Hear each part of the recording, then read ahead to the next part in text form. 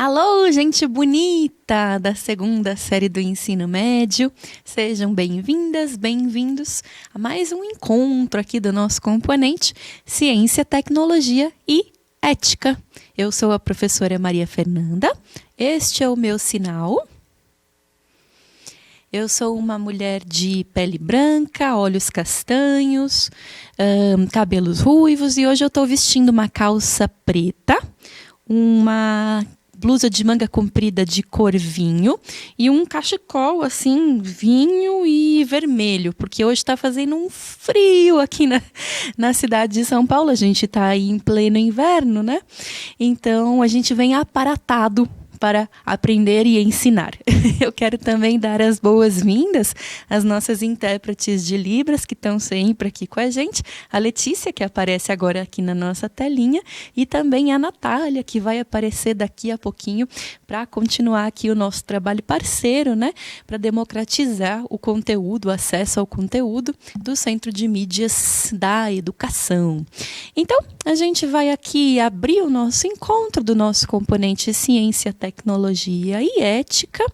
Ele faz parte, né, do aprofundamento Superar Desafios Ed-Humanas e a gente está agora dentro desse aprofundamento na primeira unidade curricular, que se chama No Mundo Tudo Está Interligado, certo? A habilidade que a gente vai mobilizar na aula de hoje é fundamentalmente a habilidade que a gente veio mobilizando durante todo o curso, né? Elaborar hipóteses, selecionar evidências e compor argumentos relativos a diferentes tipos de processos, né? Sempre procurando sistematizar dados e informações de diferentes naturezas. Um pouco foi isso que a gente foi fazendo aqui no decorrer do nosso curso, quando a gente foi trazendo, então, diferentes autores e autoras, imagens, citações, né, para ir fundamentando e também repertoriando, né, aí o nosso conhecimento a respeito dessa inter-relação, né, entre ciência, tecnologia e ética. Antes da gente começar a aula de hoje, pessoal, eu quero contar para vocês que essa aula é uma espécie de continuação da aula anterior, né? Então, a gente está aqui na atividade 5, que é a última atividade do nosso componente, não vai ter mais nenhuma atividade depois dela, a gente vai encerrar, né, com isso, o trabalho com o nosso componente. E a gente está nessa última atividade falando de um tema muito, muito, muito, muito fundamental de ser debatido, de ser discutido, principalmente, né, no ambiente escolar, que é a questão da nossa relação enquanto seres humanos com o meio que nos cerca, o nosso meio ambiente, né? Que tipo de relação a gente vem desenvolvendo nos últimos séculos com esse meio ambiente em que a gente vive, né? E que nos fornece todos os subsídios para a nossa sobrevivência. Então, eu vou já contar para vocês, mostrar para vocês qual é o conceito, o termo-chave da nossa aula de hoje, e a gente vai aprender o seu respectivo sinal em Libras, no nosso momento Libras, né? Então, o conceito-chave de hoje, pessoal, é precisamente esse, né, de meio ambiente, e aí a nossa querida Letícia vai nos ensinar, então, o sinal em Libras, a língua brasileira de sinais, né, para essa palavra, meio ambiente. Vamos lá?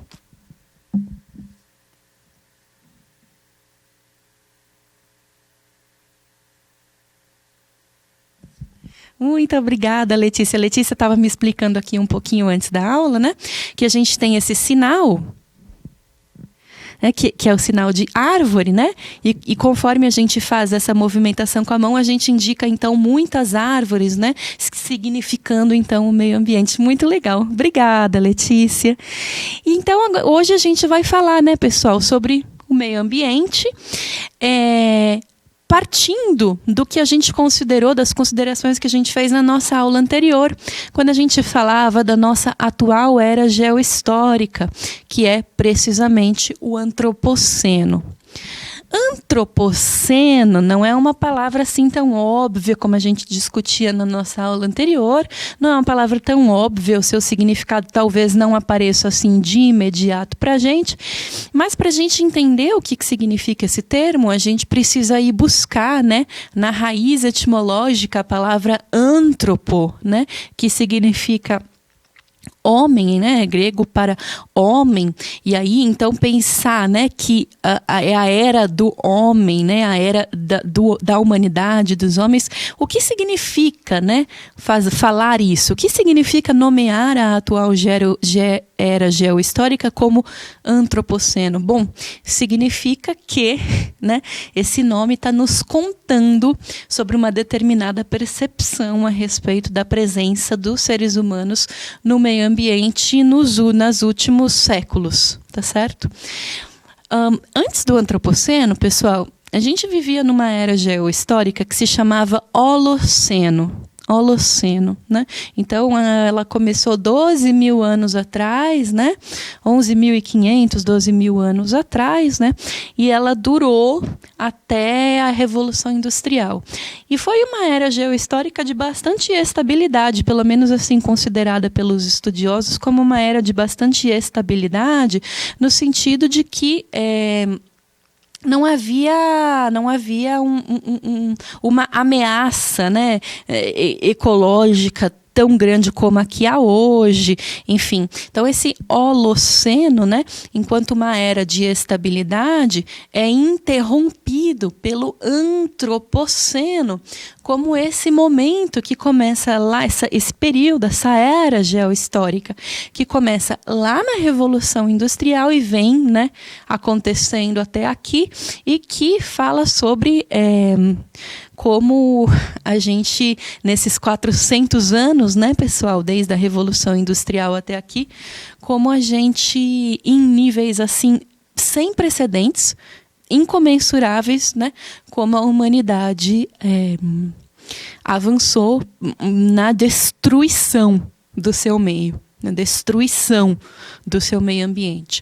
Se por um lado, né, pessoal, a gente tem dados que nos dizem, por exemplo, sobre quanto a humanidade avançou economicamente nesses séculos, sobre o quanto se desenvolveu tecnologicamente e etc., tudo isso veio a um custo, veio a um preço. E quem está pagando esse preço é o meio, né? É a natureza no seu sentido, no sentido da palavra mesmo, como esse meio, né, que nos subsidia, que nos fornece sobrevivência, que nos...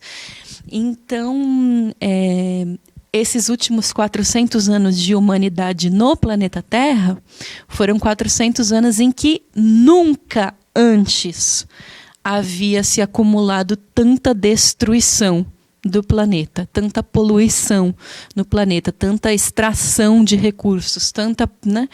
Então, é muito importante que a gente tenha isso em mente, porque falar de antropoceno... Bom, a gente poderia empregar qualquer outro termo, a gente poderia, por exemplo, empregar o termo capitaloceno, que é uma outra sugestão, né, que foi dada para nomear a nossa atual era geohistórica, mas falar de antropoceno, falar de capitaloceno, seja lá o nome que nós demos a esse período histórico que nós estamos vivendo, não há como fugir, né, do fato muito temeroso de que atingimos um determinado ponto em que a pegada, né, ecológica dos seres humanos na Terra já superou a capacidade de regeneração dessa mesma Terra. Então, hoje a gente vai continuar trabalhando sobre esse assunto. A gente, na aula passada, já falou sobre ele quando a gente trouxe o tema do antropoceno. E hoje, pessoal, a gente vai conversar um pouquinho sobre uma obra, né? Um livro chamado Primavera Silenciosa. Essa obra, talvez alguns de vocês já tenham contato, já saibam do que se trata. Foi escrita por uma autora chamada Rachel Carson, né?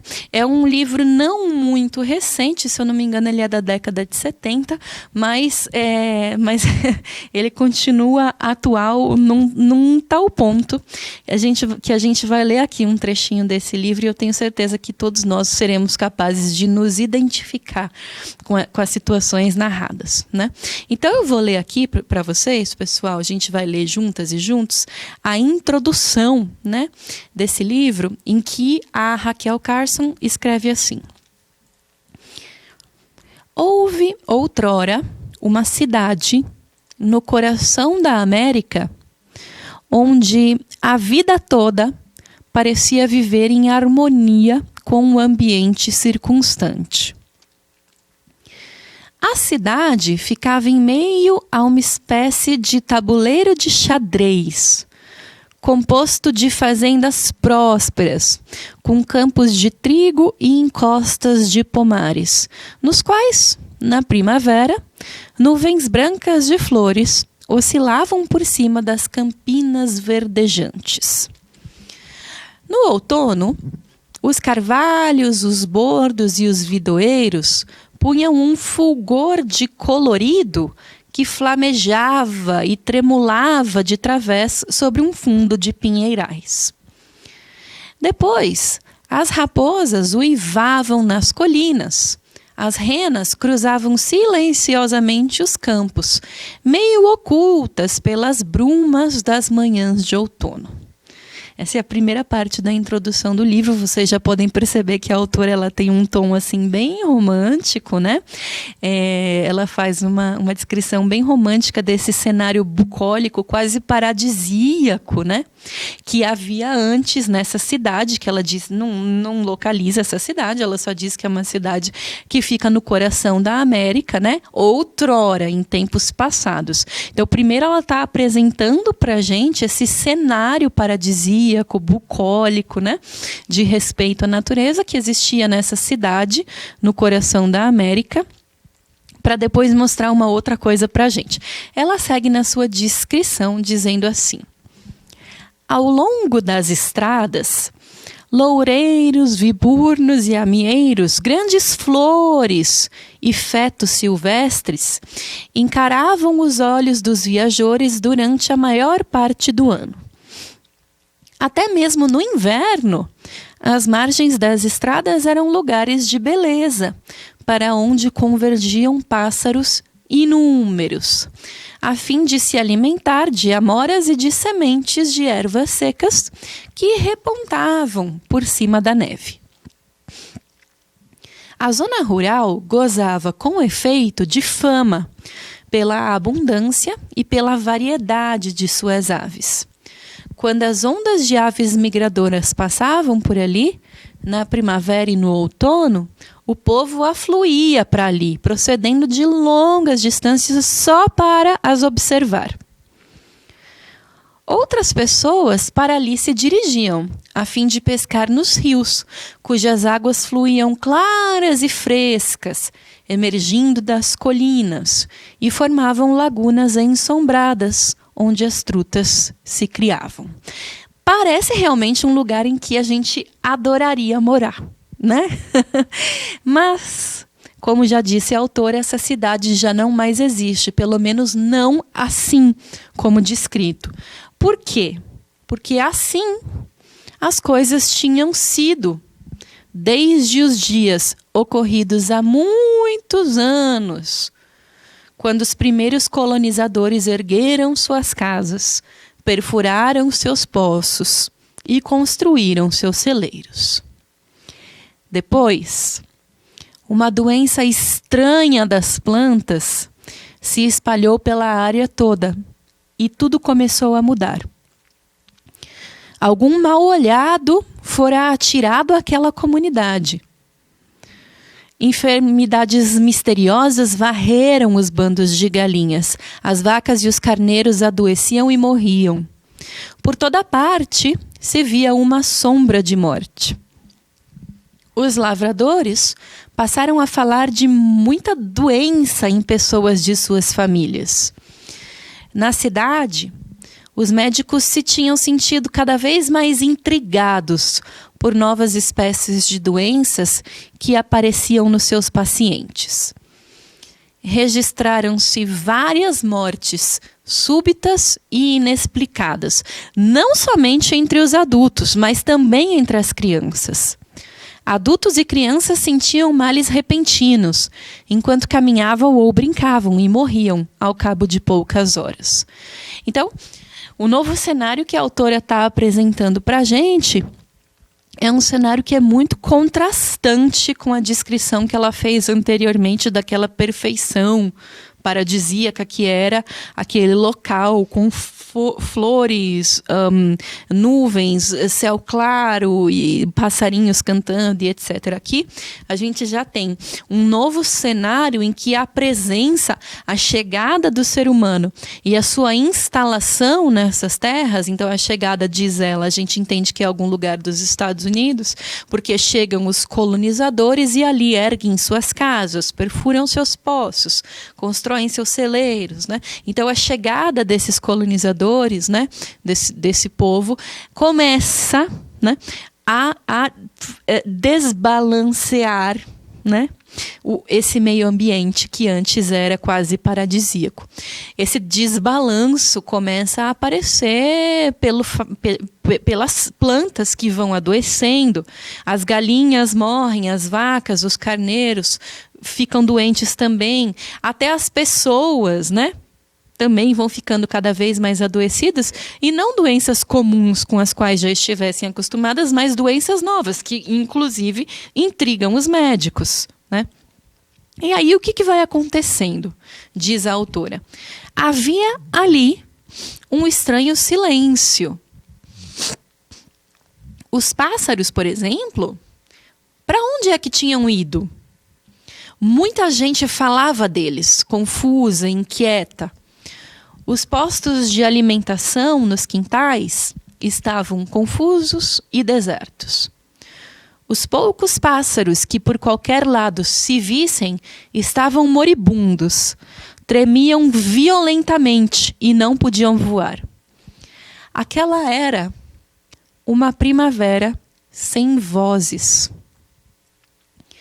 Pelas manhãs que outrora haviam vibrado em consequência do coro matinal dos papo-roxos, dos tordos dos remedos, dos pombos, dos gaios, das corruíras e de vintenas de outras aves canoras, não havia agora som algum.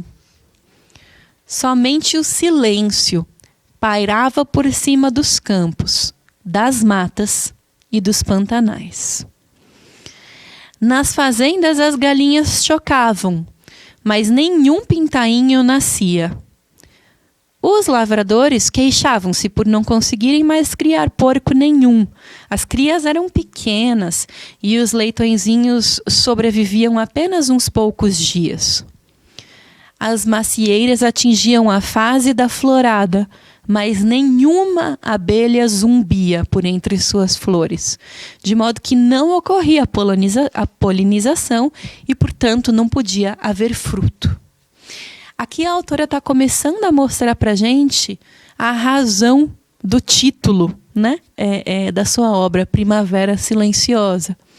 Ela está dizendo aqui para a gente, se outrora, né, nesta cidade havia uma situação em que as abelhas zumbiam, os pássaros cantavam, os animais faziam barulho de formas diferentes, agora se estabeleceu um novo ciclo, um novo sistema, uma nova forma de vida, enfim, completamente alterada, em que mesmo na primavera as pessoas têm a sensação opressiva e absoluta do silêncio. Não há mais animais fazendo seus ruídos, seus barulhos de costume que costumavam demonstrar, né, a saúde e o bom funcionamento daquele ecossistema. O que há agora é um completo silêncio. É uma primavera silenciosa.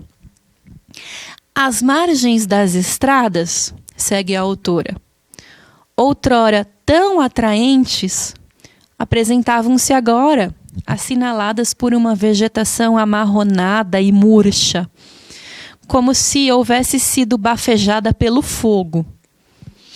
Também aquelas margens estavam silenciosas, desertadas por todas as formas de vida. Até mesmo os rios se mostravam agora destituídos de vida. Os pescadores já não visitavam mais os seus cursos d'água porque todos os peixes tinham morrido. Nas calhas, por baixo dos beirais e por entre as telhas dos telhados, um pó branco, granulado, ainda formava umas poucas faixas. Umas semanas antes, esse pó tinha caído como se fosse neve, por cima dos telhados e dos relvados, bem como por cima dos campos e dos rios. Nenhuma obra de feitiçaria, nenhuma ação de inimigos havia silenciado o renascer de uma nova vida naquele mundo golpeado pela morte. Fora o povo, ele mesmo, que fizera aquilo. Essa cidade não existe concretamente, mas ela poderá encontrar facilmente milhares de suas semelhantes. Não sei, diz a autora, de comunidade nenhuma que haja sofrido todos os infortúnios que descrevo. Contudo, cada um de tais desastres já aconteceu efetivamente em algum lugar. E muitas comunidades verdadeiras já sofreram de fato um número substancial dessas desgraças. Um espectro sombrio se espalmou por cima de nós, quase que sem ser notado, e essa tragédia imaginada poderá facilmente tornar-se dura realidade, de que todos nós deveremos ter conhecimento. Quem foi que silenciou as vozes da primavera em inúmeras cidades dos Estados Unidos? E aí a gente pode adaptar essa mesma pergunta que a autora se faz.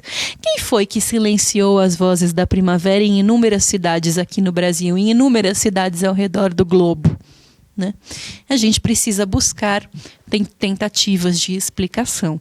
Qual de nós, pessoal, não consegue se identificar muito diretamente com o relato que a autora faz?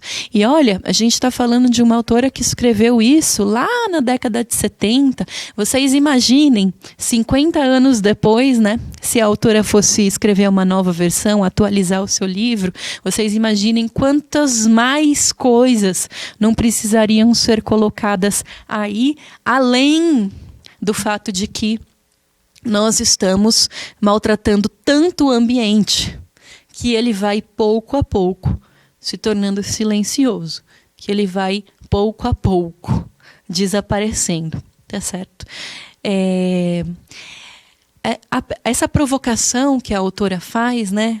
Fomos nós mesmos que silenciamos a primavera e estamos silenciando continuamente a primavera, é uma provocação que aparece no nosso componente, mas que faz uma relação, uma integração bem bacana com outros componentes desse mesmo componente curricular, né? Então, dessa mesma unidade curricular. Então, por exemplo, se a gente for lá para o componente 2, que se chama Transformações do Espaço Geográfico, lá é proposto um estudo do meio para identificar situações em que a ciência e o desenvolvimento podem ser utilizados não contra, né, a comunidade, mas em prol da comunidade como um instrumento político mesmo, né? Então, como impactar positivamente a comunidade, inclusive nos seus aspectos, né, relativos ao meio ambiente. Já no componente 3, as narrativas históricas e sua produção material e imaterial, há uma investigação, propõe-se uma investigação sobre diversos valores arquitetônicos, sociais, urbanísticos, enfim, da comunidade, que podem ser objeto de investigação e, por que não, pensar em valores ambientais, né, da comunidade onde a gente mora. Já com o componente 4, que se chama Cultura e Sociedade, as discussões teóricas que a gente faz aqui no nosso componente podem ajudar a enriquecer a proposta de projeto de lei, tá certo?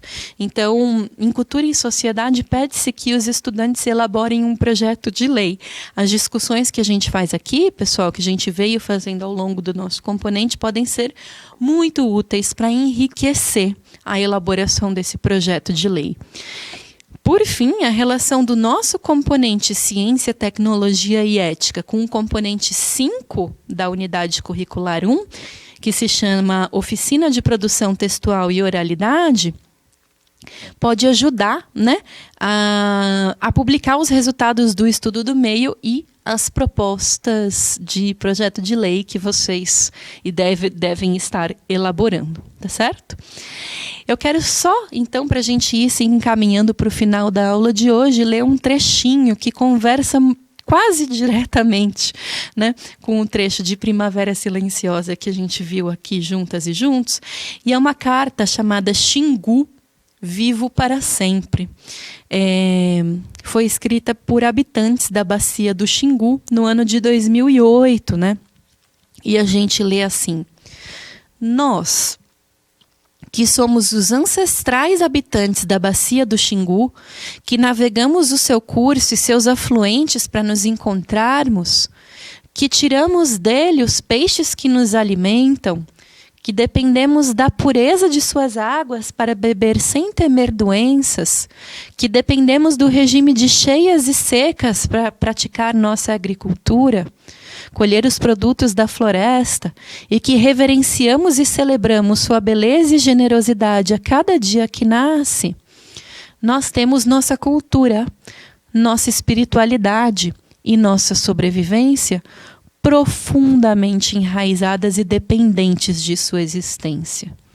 Nós que mantivemos protegidas as florestas e seus recursos naturais em nossos territórios, em meio à destruição que tem sangrado a Amazônia, nos sentimos afrontados em nossa dignidade e desrespeitados em nossos direitos fundamentais, com a projeção por parte do Estado brasileiro e de grupos privados, da construção de barragens no Xingu e em seus afluentes, a exemplo da hidrelétrica de Belo Monte.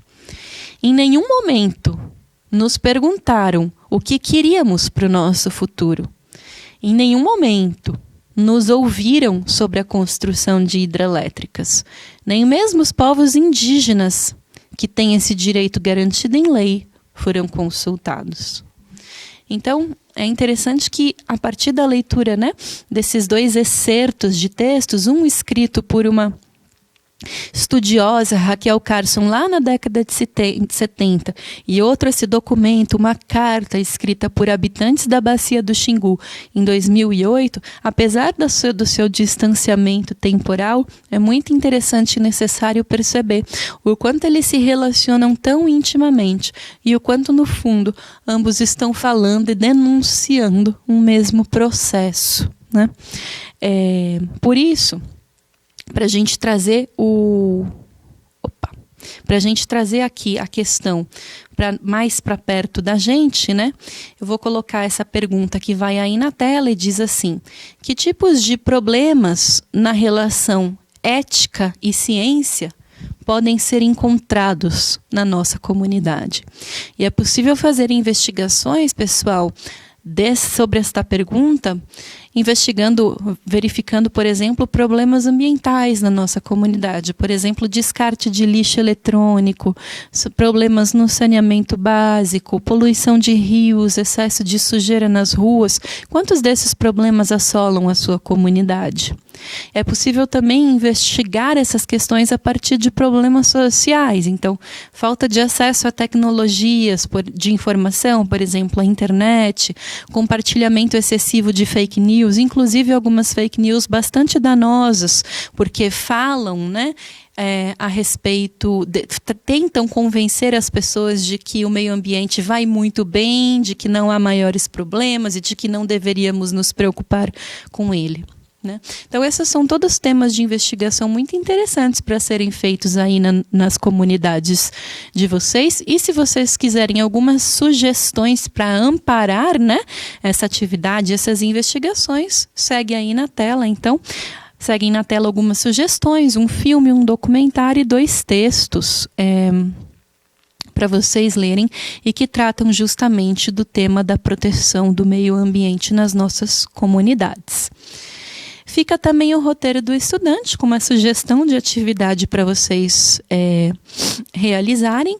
Iniciar a construção de um projeto de lei para contribuir para a resolução de um dos problemas encontrados na comunidade, mas sempre respeitando a dignidade humana e levando em consideração os objetivos de desenvolvimento saudável.